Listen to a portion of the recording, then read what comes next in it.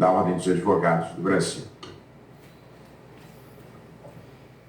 Excelentíssimo senhor presidente da República, Luiz Inácio Lula da Silva, senhor presidente do Senado Federal, Rodrigo Pacheco, senhor presidente da Câmara dos Deputados, Arthur Lira, senhora Procuradora-Geral da República em exercício, Eliseta Ramos, e caro presidente da OAB, Beto Simonetti,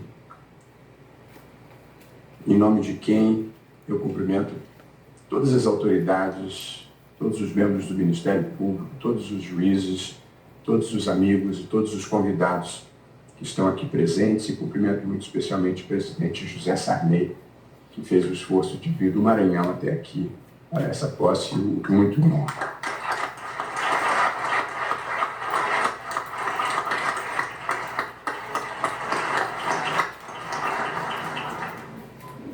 Eu dividi esse discurso, que prometo que não será mais longo do que o necessário, em 3 partes. A primeira é dedicada à gratidão, ao reconhecimento às pessoas que pavimentaram o meu caminho até aqui. A segunda, ao judiciário, nosso papel e nossas circunstâncias. E a terceira, ao Brasil, essa paixão que nos une e os compromissos que devemos ter. Começo pela parte 1, pela gratidão. Poder agradecer é uma bênção. Dedico esse momento a meus pais, Judite e Roberto, que encheram a minha vida de afeto e valores e ainda me deram uma irmã adorável. Tereza Luna e Bernardo foram minha inspiração, motivação e alegria pela vida fora. Sou grato também à legião de amigos que cruzaram o meu caminho em fases diferentes da vida e que a tornaram melhor e mais feliz. Muitos estão aqui presentes. Homenageio todos eles na pessoa de José Paulo Sepúlveda Pertença, que há pouco nos deixou.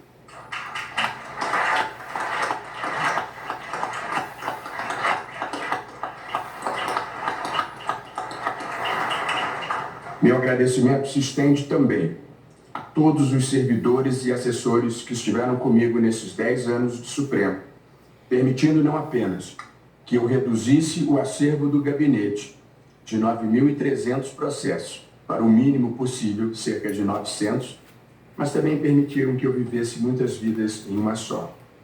E homenageio todos na pessoa da minha secretária-geral, Aline Osório. Minha gratidão vai também para a presidente Dilma Rousseff, que me indicou para o cargo da forma mais republicana que um presidente pode agir. Não pediu, não insinuou, não cobrou.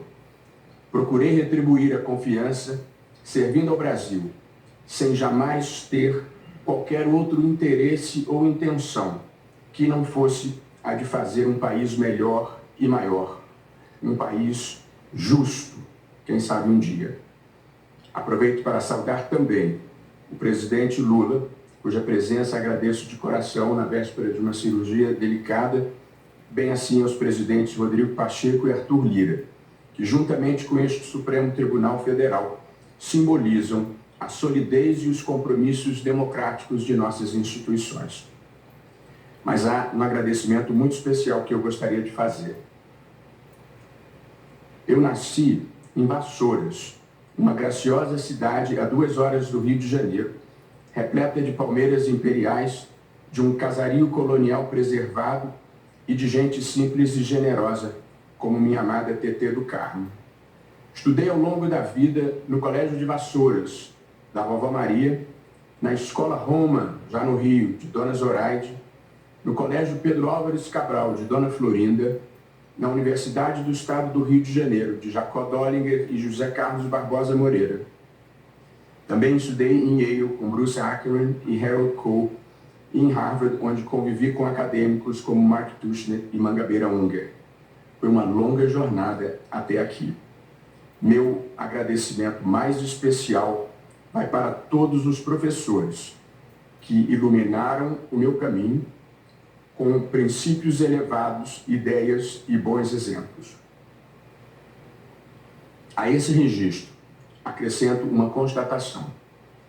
Sou convencido por experiência própria que a coisa mais importante que um país pode fazer pelos seus filhos é assegurar educação de qualidade e universal para todos, em todo o ensino básico e com uma combinação de mérito e justiça distributiva, social e racial, no ensino superior. 3 prioridades na vida de um país hão de ser educação, educação de qualidade e educação para todos. Antes de seguir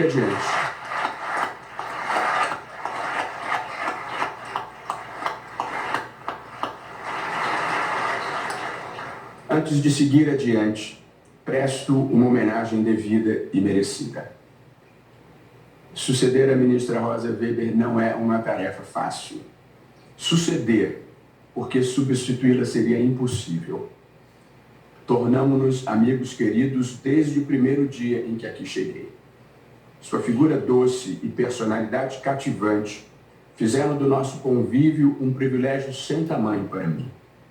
Como juíza, sua carreira foi impecável, da Justiça do Trabalho de primeiro grau no seu amado Rio Grande do Sul, passando pelo Tribunal Regional do Trabalho, pelo Tribunal Superior do Trabalho, até chegar ao Supremo Tribunal Federal e depois ao Tribunal Superior Eleitoral. Uma vida completa, minha querida presidente. Por onde passou, deixou a marca da sua capacidade e uma legião de admiradores. Aqui no Supremo foi relatora de processos memoráveis.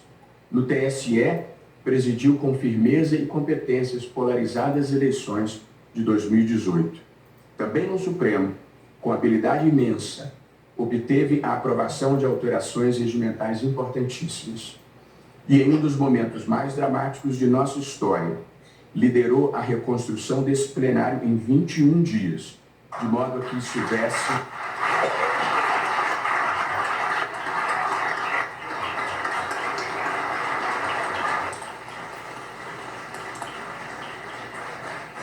Estivemos aqui naquela noite, a ministra Rosa, o ministro Toffoli, eu próprio, o presidente Lula, e vimos os destroços e foi uma emoção em tão pouco tempo ver tudo reconstruído. Ministra Rosa Weber, sei que seu espírito reservado não é afeito a honrarias, mas, em nome da nação agradecida,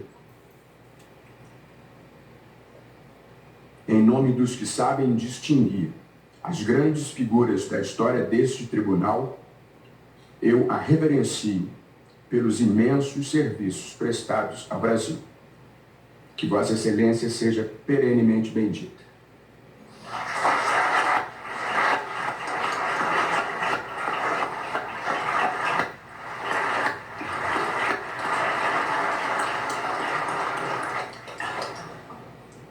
Parte 2. O Poder Judiciário. Já foi 1/3, ministro Alexandre. Fala agora sobre o Poder Judiciário, começando pelo Supremo Tribunal Federal, que é o Tribunal da Constituição. Cabe a ele interpretá-la e, como consequência, preservar a democracia e promover os direitos fundamentais. Comento cada uma dessas missões, começando pela interpretação da Constituição, que estrutura o Estado, demarca a competência dos poderes e define os direitos e garantias dos cidadãos. Todas as constituições democráticas fazem isso, a brasileira inclusive. Porém, a nossa Constituição vai bem além. Ela contempla também o sistema econômico, o sistema tributário, o sistema previdenciário, o sistema de educação, o sistema de preservação ambiental, da cultura, dos meios de comunicação, da proteção às comunidades indígenas, da família, da criança, do adolescente, do idoso, em meio a muitos outros temas. Incluir uma matéria na Constituição é, em larga medida, retirá-la da política e trazê-la para o direito. Essa é a causa da judicialização ampla da vida no Brasil. Não se trata de ativismo, mas de desenho institucional. Nenhum tribunal do mundo decide tantas questões divisivas da sociedade. Contrariar interesses e visões de mundo é parte inerente do nosso papel, ao nosso papel.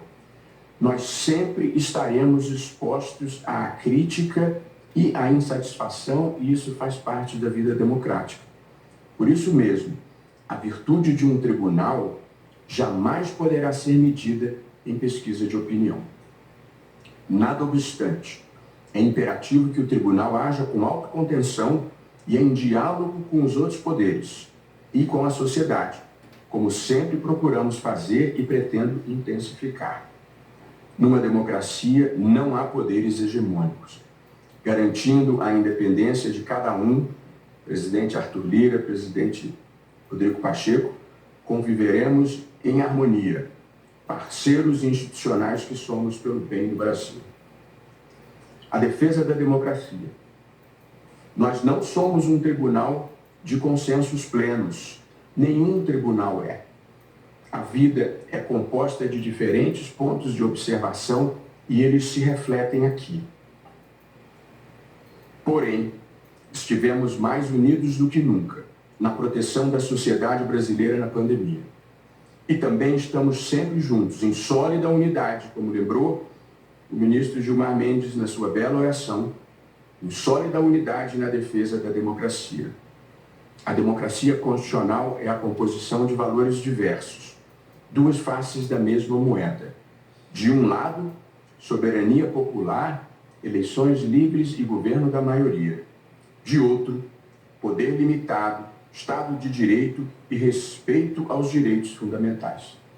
Um equilíbrio delicado e essencial. Em todo o mundo, a democracia constitucional viveu momentos de sobressalto, com ataques às instituições e perda de credibilidade. Por aqui, as instituições venceram, tendo ao seu lado a presença indispensável da sociedade civil, da imprensa e do Congresso Nacional. E justiça seja feita. Na hora decisiva, as Forças Armadas não sucumbiram ao golpismo. Costumamos identificar os culpados de sempre: extremismo, populismo, autoritarismo, e de fato eles estão lá. Mas a recessão democrática fluiu também pelos desvãos da democracia, as promessas não cumpridas de oportunidade, prosperidade e segurança para todos. As democracias contemporâneas precisam equacionar e vencer os desafios da inclusão social, da luta contra as desigualdades injustas e do aprimoramento da representação política. Por fim, cabe-nos a proteção dos direitos fundamentais, que são os direitos humanos incorporados à ordem jurídica interna. Direitos fundamentais são a reserva mínima de justiça de uma sociedade, em termos de liberdade, igualdade e acesso aos bens materiais e espirituais básicos para uma vida digna. Nessa matéria, direitos fundamentais, temos procurado empurrar a história na direção certa. Temos sido parceiros da ascensão das mulheres na luta envolvente por igual respeito e consideração no espaço público e no espaço privado, bem como contra a violência doméstica e sexual.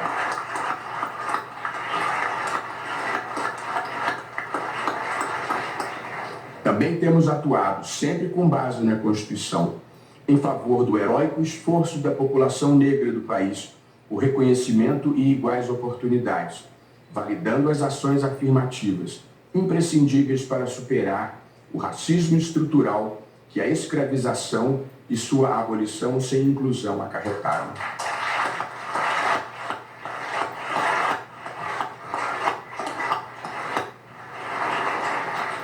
Do mesmo modo, a comunidade LGBTQIA+, obteve neste tribunal o reconhecimento de importantes direitos, com destaque para a equiparação das uniões homoafetivas às uniões estáveis convencionais, tendo por desdobramento a possibilidade do casamento civil. O que vale verdadeiramente a vida são os nossos afetos.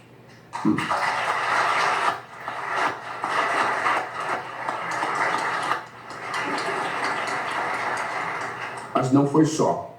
Povos indígenas passaram a ter a sua dignidade reconhecida, bem como o direito a preservarem sua cultura e ao menos uma parte de suas terras originárias. Atuamos ainda para que pessoas com deficiência sejam valorizadas na sua diferença, no esforço de se proporcionar acessibilidade e inclusão. E a proteção ambiental foi igualmente objeto de atenção do Supremo, particularmente na gestão da ministra Rosa Weber, que procurou enfrentar, e já anteriormente na do querido ministro Luiz Fux, ambos que procuraram enfrentar, dentro dos nossos limites, o desmatamento e a mudança climática. São lutas inacabadas, mas na vida devemos saborear os avanços e as vitórias. Há quem pense que a defesa dos direitos humanos, da igualdade da mulher, da proteção ambiental, das ações afirmativas, do respeito à comunidade gay, da inclusão das pessoas com deficiência, da preservação das comunidades indígenas, há quem ache que todas essas causas são causas progressistas. Não são. Essas são as causas da humanidade, da dignidade humana, do respeito e consideração por todas as pessoas. Poucas derrotas do espírito são mais tristes do que alguém se achar melhor do que os outros.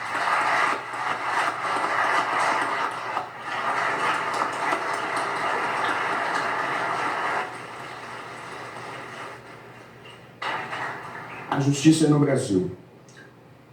O judiciário brasileiro é dos mais independentes e produtivos do mundo.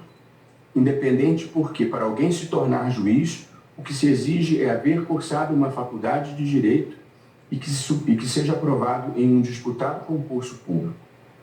Juiz no Brasil não deve favor a ninguém. É certo que nos tribunais superiores há um componente político, como é em todo o mundo, mas o DNA de independência não se perde. E a justiça do Brasil é também uma das mais produtivas do planeta, julgando cerca de 30 milhões de processos por ano. Somos cerca de 18 mil juízes, sendo a magistratura, provavelmente, a instituição de maior capilaridade de todo o país. Juízes bem preparados, íntegros e vocacionados são uma bênção para a democracia, para a justiça e para a cidadania. Comprometo-me a contribuir para que sejam selecionados com rigor, sejam ouvidos e sejam valorizados. Ainda assim, há 2 pontos em que temos de melhorar. O primeiro, aumentar a participação de mulheres nos tribunais com critérios de promoção que levem em conta a paridade de gênero.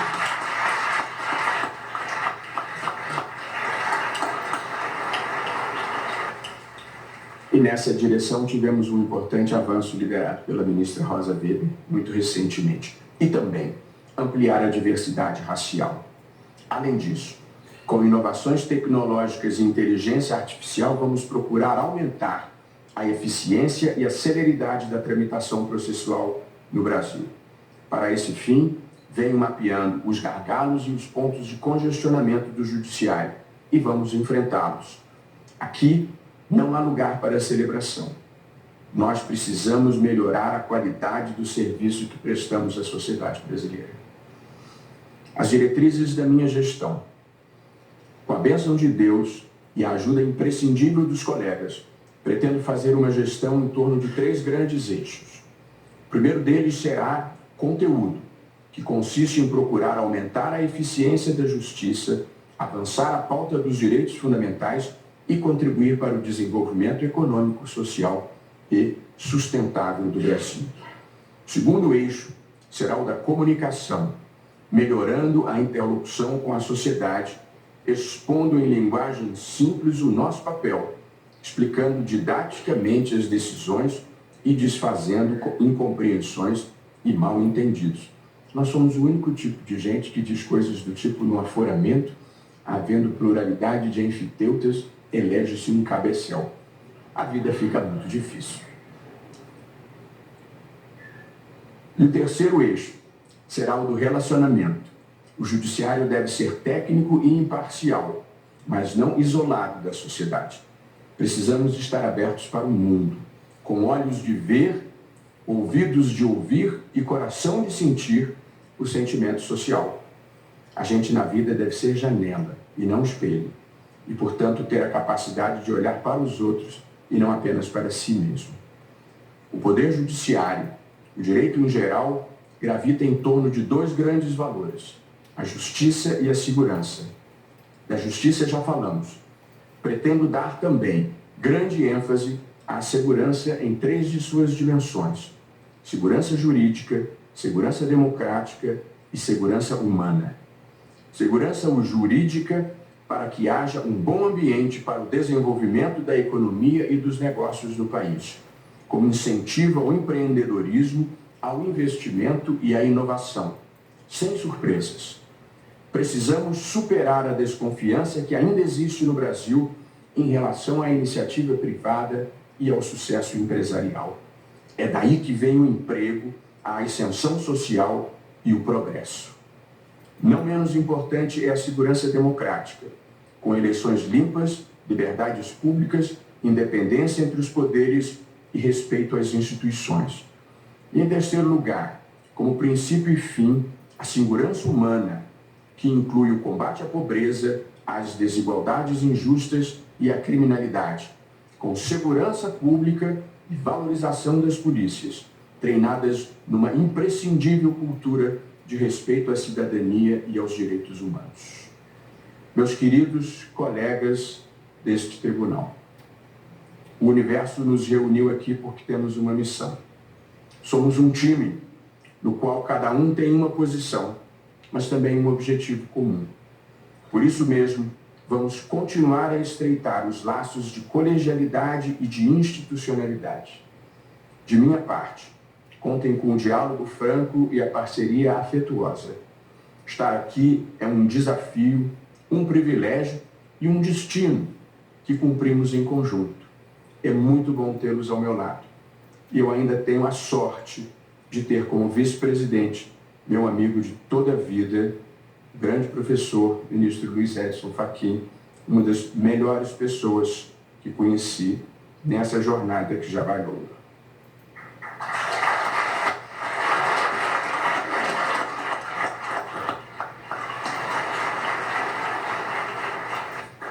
E, por fim, terceira e última parte, o Brasil que queremos. A democracia venceu e precisamos trabalhar pela pacificação do país. Acabar com os antagonismos artificialmente criados para nos dividir. Um país não é feito de nós e eles. Somos um só povo, do pluralismo das ideias, como é próprio de uma sociedade livre e aberta.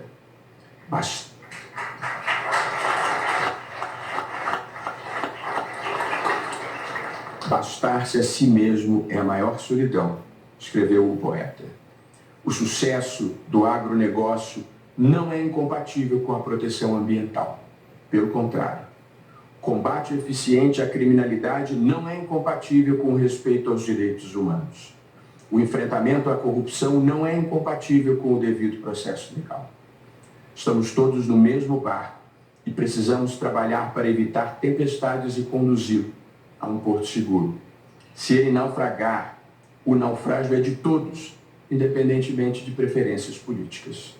No interesse da justiça, pretendo ouvir a todos, trabalhadores e empresários, comunidades indígenas e agricultores, produtores rurais e ambientalistas, gente da cidade e do interior, e também conservadores, liberais e progressistas. Ninguém é dono da verdade. Ninguém tem o monopólio do bem e da virtude.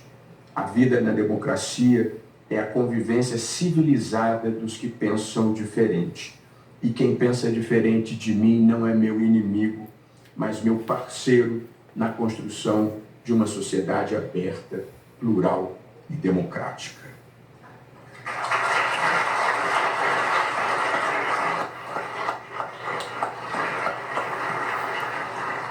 Sem que ninguém precise abrir mão de qualquer convicção, é preciso que o país se aglutine em torno de denominadores comuns, de uma agenda para o Brasil.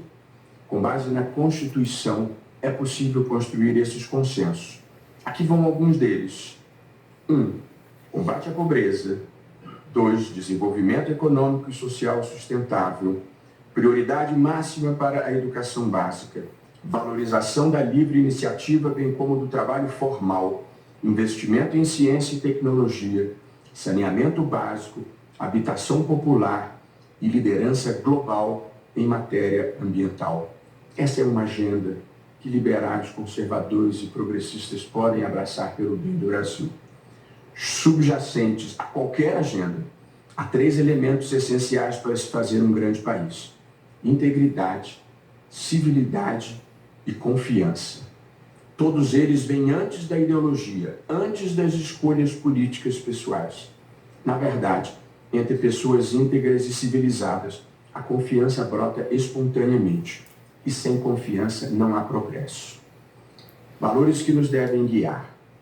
No dia da minha posse, em 26 de junho de 2013, e esse é o nosso último tópico, eu publiquei um artigo de autoapresentação, onde escrevi: creio no bem, na justiça e na tolerância como valores filosóficos essenciais. Creio na educação, na igualdade, no trabalho e na livre iniciativa como valores políticos fundamentais. E no constitucionalismo democrático como forma institucional ideal. Passados 10 anos, venho aqui renovar os mesmos votos, com alguns novos aprendizados. Os países,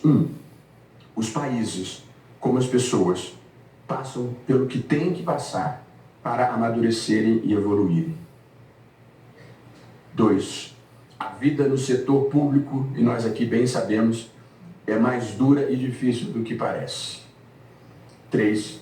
Se você estiver cumprindo a missão da sua vida, nem elogio nem crítica têm o poder de mudar a sua direção. 4. Só a verdade ofende. Se for mentira, trate com indiferença. 5. O Brasil é um país onde muita gente coloca as relações pessoais acima da correção e do dever. Ser correto no Brasil às vezes custa caro. Na vida não basta, 6. Na vida não basta estar certo. É preciso saber levar. E 7, e muito importante, com boa fé e boa vontade, quase tudo é possível nesse mundo. Há uma última convicção que gostaria de compartilhar. A afetividade é uma das energias mais poderosas do universo. O sentimento sincero de fraternidade e empatia por todas as pessoas transforma o mundo. Viver sem malícia, sem espertezas e sem passar os outros para trás, sem maledicência. Para alguns soará ingênuo, mas esse é o caminho para a paz interior, para o sucesso pessoal e para o progresso social. A virtude é a sua própria recompensa. O resto é aparência. A história é uma marcha contínua na direção do bem, da justiça e do avanço civilizatório. Basta olhar através dos tempos. Viemos de épocas de sacrifícios humanos, despotismos cruéis, inquisições e holocaustos até a era dos direitos humanos. Ainda não plenamente concretizados, mas vitoriosos na maior parte dos corações e mentes. É certo que a história não é linear, mas feita de avanços e retrocessos. Porém, mesmo quando não se consegue ver da superfície, ela continua fluindo como um rio subterrâneo na direção que tem de seguir. Essa é a minha fé racional, a minha crença mais profunda. E porque assim é, tenho uma visão positiva e construtiva da vida, mesmo na adversidade. E nos momentos difíceis,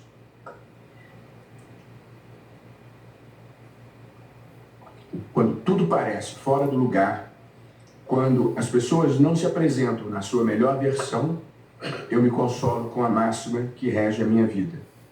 Não importa o que esteja acontecendo à sua volta. Faça você o melhor papel que puder. E seja bom e correto, mesmo quando ninguém estiver olhando. Na minha sabatina no Senado Federal, aqui hoje representado por seu presidente, Rodrigo Pacheco, eu me vali de uma parábola com a qual gostaria de encerrar esse discurso. Na vida, nós estamos sempre nos equilibrando. Viver é andar numa corda bamba, é tomar decisões sempre com o risco de errar. A gente se inclina um pouco para um lado, um pouco para o outro e segue em frente. É assim para todo mundo, não importa se você está no palco ou na plateia. Às vezes, alguém olhando de fora pode ter a impressão de que o equilibrista está voando. Não é grave, porque a vida é feita de certas ilusões. Mas o equilibrista, ele tem de saber que está se equilibrando. Porque se ele achar que está voando, ele vai cair. E na vida real, não tem rede. Pretendo atuar à frente do Supremo Tribunal Federal e do Poder Judiciário brasileiro da forma como acho que a vida deve ser vivida. Com valores, com empatia, com bom humor sempre que possível e, sobretudo, com humildade.